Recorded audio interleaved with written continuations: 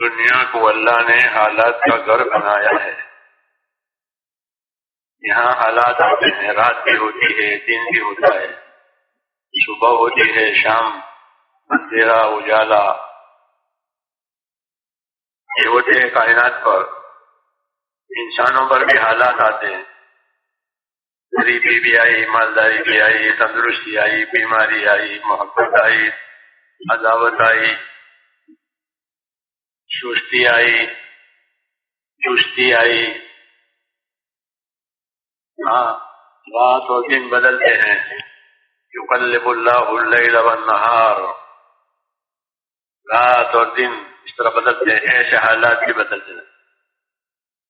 بچپنا تھا وہ ختم ہو گیا، زمانے آ گئی، پھر ڈل گئی، بدیڑ ہو گیا، پھر وہ بھی ختم ہوا، بوڑھا ہو گیا. یہ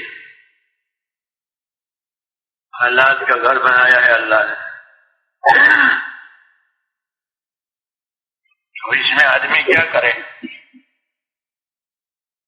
حالات تو قبضے میں ہیں نہیں، حالات تو اللہ کے قبضے میں. اللہ پیدا کرنے والے ہیں، حالات کے بھی، اسباب کے بھی. اسباب بھی اللہ نے پیدا کیے ہیں، حالات بھی اللہ پیدا کرتے ہیں. صاف نظر آتا ہے، آدمی کے قبضے میں نہیں. بچپنا تھا وہ قبضے میں نہیں تھا، بچہ ہی رہے. جوانی آئی وہ بھی قبضے میں، آدمی جوانی رہے، کچھ نہیں. قدرت ہے، تصرف کرتی ہے قدرت. قدرت اپنا تصرف کرتی ہے، اس لیے حالات بدلتے ہیں، چڑھتے ہیں، اترتے ہیں، عروج اور زوال، یہ سب دنیا میں ہوتا ہے.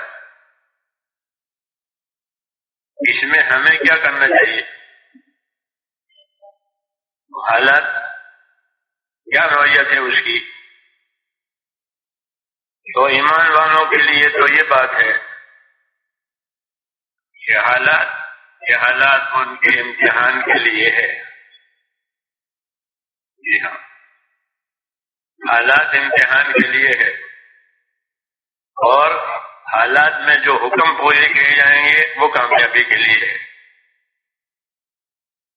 حالات میں جو حکم پورے کیے جائیں گے وہ کامیابی کے لیے ہے.